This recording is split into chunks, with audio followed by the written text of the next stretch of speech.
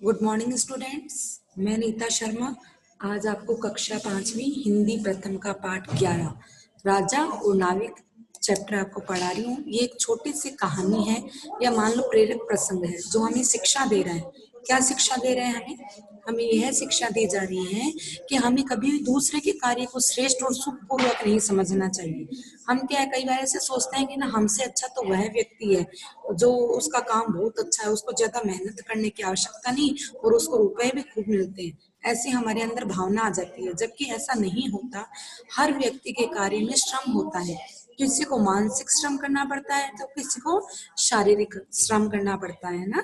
तो दूसरे के कार्य को श्रेष्ठ एवं सुखों से पूर्वक परिपूर्ण मानना उचित नहीं होता, क्योंकि हर व्यक्ति अपनी अपनी जगह बहुत अच्छे से कार्य करता है और सभी अपनी अपनी जगह मेहनत करते हैं। तो देखिए इस चैप्टर में हमें क्या बताया गया है।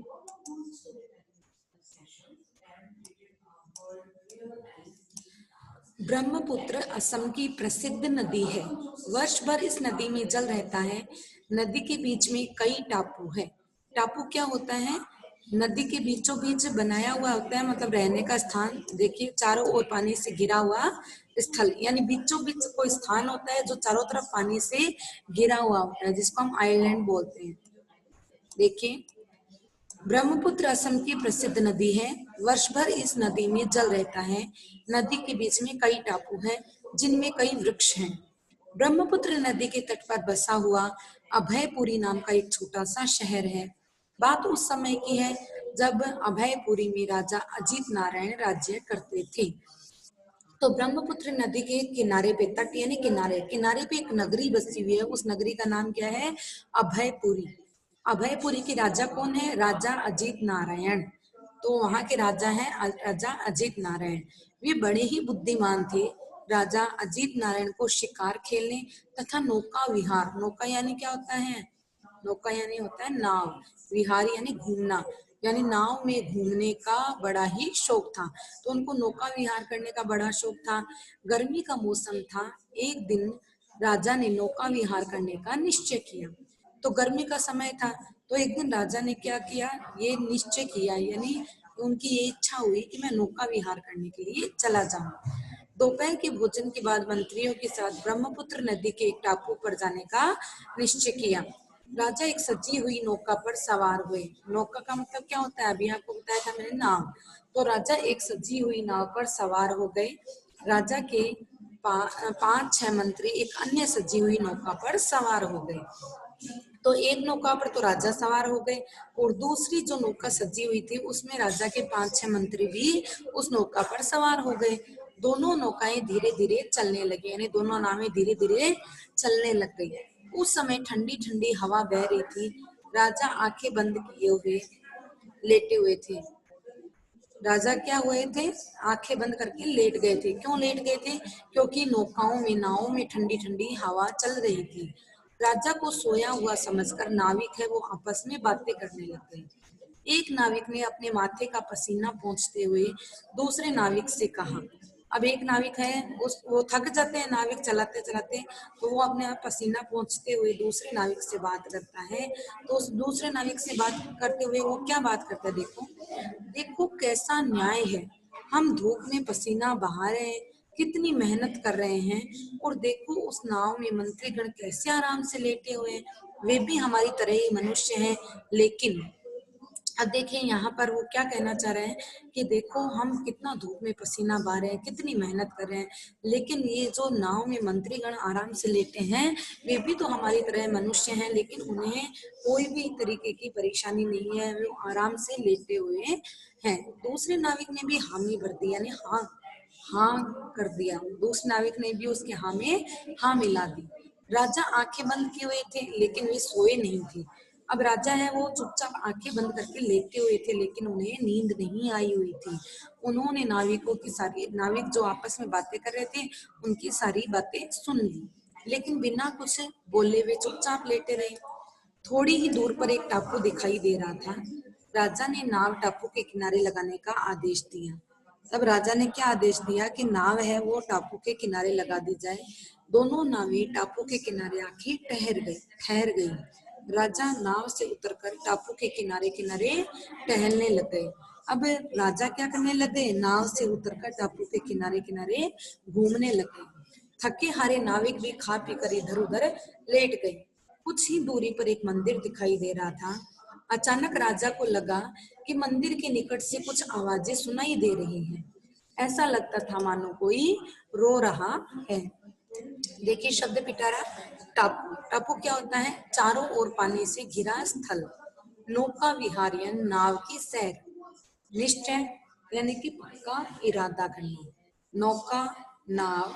हामी भरना यानी समर्थन देना। हामी भरना समर्थन देना मतलब हाँ में हाँ मिलाना, उसकी बात को सही बोलना कि हाँ आपने सही बात करी है, तो उसको बोलते हैं समर्थन देना।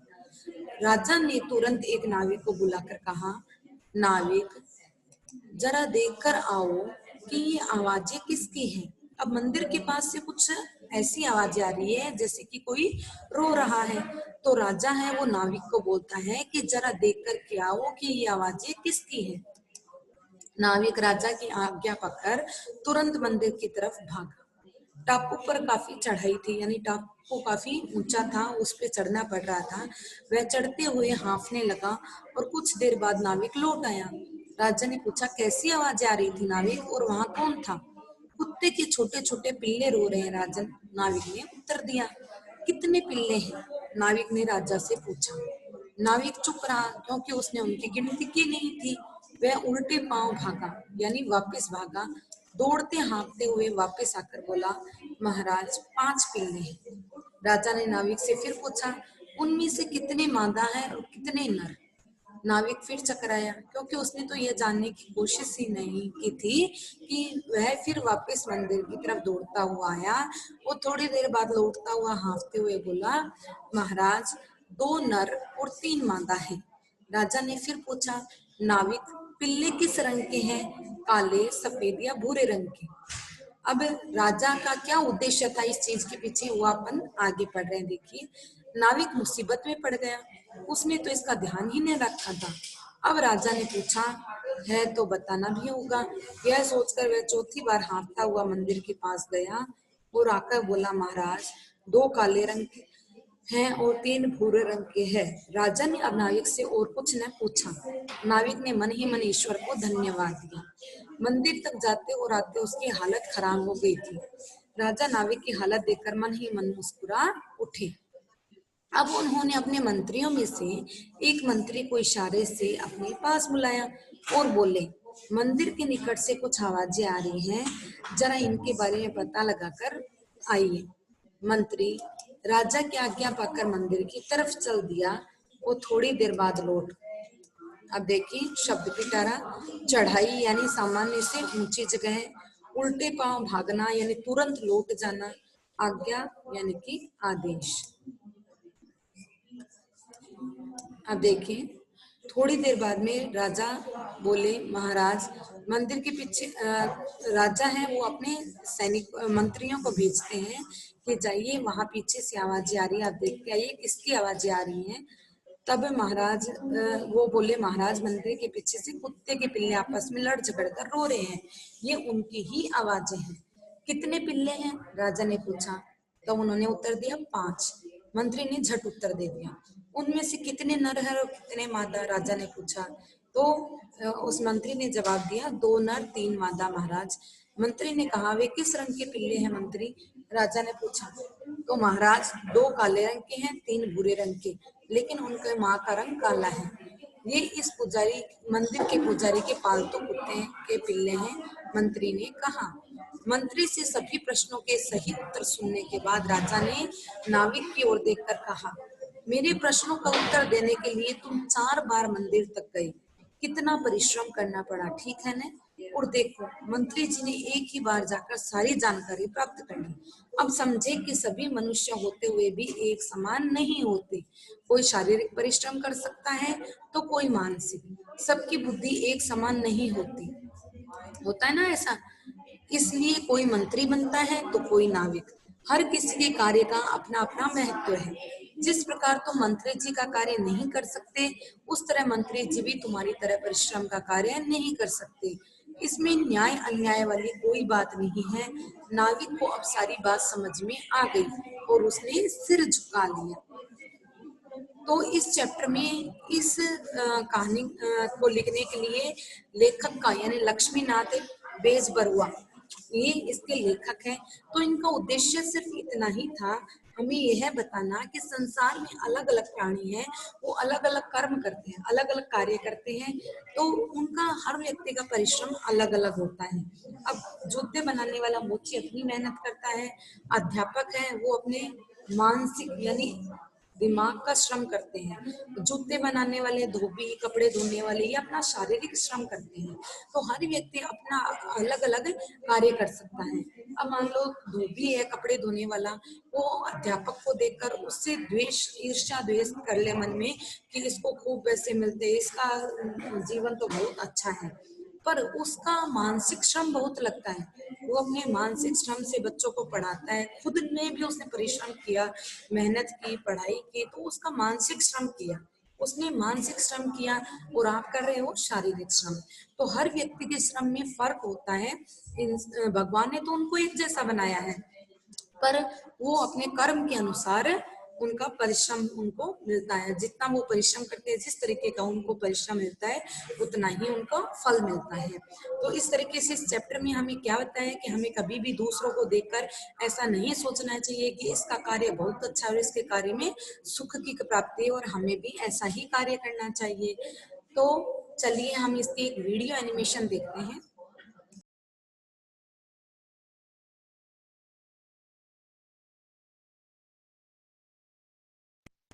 ब्रह्मपुत्र असम की प्रसिद्ध नदी है। वर्ष भर इस नदी में जल रहता है। नदी के बीच में कई टापू हैं, जिनमें कई वृक्ष हैं। ब्रह्मपुत्र नदी के तट पर बसा हुआ अभयपुरी नाम का एक छोटा सा शहर है। बात उस समय की है जब अभयपुरी में राजा अजीत नारायण राज्य करते थे। वे बड़े ही बुद्धिमान थे। राजा अजीत नारायण को शिकार खेलने तथा नौका विहार करने का बड़ा शौक था। गर्मी का मौसम था। एक दिन राजा ने नौका विहार करने का निश्चय किया। दोपहर के भोजन के बाद मंत्रियों के साथ ब्रह्मपुत्र नदी के एक टापू पर जाने का विचार हुआ। राजा एक सजी हुई नौका पर सवार हुए। राजा के 5-6 मंत्री एक अन्य सजी हुई नौका पर सवार हुए। दोनों नौकाएं धीरे धीरे चलने लगीं। उस समय ठंडी ठंडी हवा बह रही थी। राजा आंखें बंद किए लेटे हुए थे। राजा को सोया जानकर नाविक आपस में बातें करने लगे। एक नाविक ने अपने माथे का पसीना पोंछते हुए दूसरे नाविक से कहा, देखो कैसा न्याय है, हम धूप में पसीना बहा रहे हैं, कितनी मेहनत कर रहे हैं, और देखो उस नाव में मंत्रीगण कैसे आराम से लेटे हुए हैं। वे भी हमारी तरह ही मनुष्य हैं, लेकिन दूसरे नाविक ने भी हामी भरी। राजा आंखें बंद किए हुए थे, लेकिन वे सोए नहीं थे। उन्होंने नाविकों की बातें सुनी, लेकिन बिना कुछ बोले चुपचाप लेटे रहे। थोड़ी ही दूरी पर एक टापू दिखाई दे रहा था। राजा ने नाव टापू के किनारे लगाने का आदेश दिया। दोनों नावें टापू के किनारे आकर ठहर गईं। राजा नाव से उतरकर टापू के किनारे किनारे टहलने लगे। थके हारे नाविक भी खा पीकर इधर उधर लेट गए। कुछ ही दूर पर एक मंदिर दिखाई दे रहा था। अचानक राजा को लगा कि मंदिर के निकट से कुछ आवाजें सुनाई दे रही हैं। ऐसा लगता था मानो कोई रो रहा हो। राजा ने तुरंत एक नाविक को बुलाकर कहा, नाविक, जरा जाकर देख कर आओ कि ये आवाजें किसकी हैं। नाविक राजा की आज्ञा पाकर तुरंत मंदिर की तरफ भागा। टापू पर काफी चढ़ाई थी। वह चढ़ते हुए हांफने लगा और कुछ देर बाद नाविक लौट आया। राजा ने पूछा, कैसी आवाजें आ रही थी नाविक, और वहाँ कौन था? कुत्ते के छोटे छोटे पिल्ले रो रहे हैं राजन। नाविक ने उत्तर दिया, कितने पिल्ले हैं? नाविक से राजा ने पूछा। नाविक चुप रहा क्योंकि उसने उनकी गिनती न की थी। वह उल्टे पांव भागा। दौड़ते हाँफते हुए वापस आकर बोला, महाराज 5 पिल्ले हैं। राजा ने नाविक से फिर पूछा। उनमें से कितने मादा हैं और कितने नर? नाविक फिर चकराया क्योंकि उसने तो यह जानने की कोशिश ही न की थी। वह फिर मंदिर तक दौड़ता हुआ गया और थोड़ी देर बाद लौट आया तथा हाँफते हुए बोला, महाराज 2 नर और 3 मादा हैं। राजा ने फिर पूछा। नाविक पिल्ले किस रंग के हैं, काले, सफेद या भूरे रंग के? नाविक मुसीबत में पड़ गया। उसने तो इसका ध्यान ही न रखा था। अब राजा ने पूछा है तो बताना ही होगा। यह सोचकर वह चौथी बार भागता हुआ मंदिर के पास गया और आकर बोला, महाराज 2 काले रंग के हैं और 3 भूरे रंग के। राजा ने अब नाविक से और कुछ न पूछा। नाविक ने मन ही मन ईश्वर को धन्यवाद दिया। मंदिर तक जाते और आते उसकी हालत खराब हो गई थी। राजा नाविक की हालत देखकर मन ही मन मुस्कुरा उठे। अब उन्होंने अपने मंत्रियों में से एक मंत्री को इशारे से अपने पास बुलाया और बोले, मंदिर के निकट से कुछ आवाजें आ रही हैं, जरा इनके बारे में पता लगाकर आइए। मंत्री राजा की आज्ञा पाकर मंदिर की तरफ चल दिए और थोड़ी देर बाद लौट आए तथा बोले, महाराज मंदिर के पीछे कुत्ते के पिल्ले आपस में लड़ झगड़ कर रो रहे हैं। ये उनकी ही आवाजें हैं। कितने पिल्ले हैं? राजा ने पूछा। 5। मंत्री ने झट उत्तर दिया। उनमें से कितने नर हैं और कितने मादा हैं? राजा ने पूछा। 2 नर और 3 मादा महाराज। मंत्री ने कहा। वे किस रंग के पिल्ले हैं मंत्री? राजा ने पूछा। महाराज 2 काले रंग के हैं और 3 भूरे रंग के हैं, लेकिन उनकी माँ का रंग काला है। ये इस मंदिर के पुजारी जी के पालतू कुत्ते के पिल्ले हैं। मंत्री ने कहा। मंत्री से सभी प्रश्नों के सही उत्तर सुनने के बाद राजा ने नाविक की ओर देखकर कहा, मेरे प्रश्नों का उत्तर देने के लिए तुम 4 बार मंदिर तक गए। कितना परिश्रम करना पड़ा, ठीक है ना? और देखो, मंत्री जी ने एक ही बार जाकर सारी जानकारी प्राप्त कर ली। अब समझे कि सभी मनुष्य होते हुए भी एक समान नहीं होते। कोई शारीरिक परिश्रम कर सकता है और कोई मानसिक। सबकी बुद्धि एक समान नहीं होती, इसलिए कोई मंत्री बनता है तो कोई नाविक। हर किसी के कार्य का अपना अपना महत्व है। जिस तरह तुम मंत्री जी का कार्य नहीं कर सकते, उसी तरह मंत्री जी भी तुम्हारी तरह परिश्रम नहीं कर सकते। इसमें न्याय अन्याय वाली कोई बात नहीं है। नाविक को अब सारी बात समझ में आ गई और उसने सिर झुका लिया। तो बच्चों, हमने चैप्टर को अच्छे से रीड कर लिया है। हमने इसके एनिमेटेड वीडियो को भी बहुत अच्छे से समझ लिया है। उम्मीद करती हूँ कि सबको बहुत अच्छे से समझ में आया होगा। तो आज की क्लास में हम इतना ही पढ़ेंगे। नेक्स्ट हम अपनी क्लास में अपने इसके क्वेश्चन आंसर और पीडीएफ का अध्ययन करेंगे। तब तक के लिए धन्यवाद।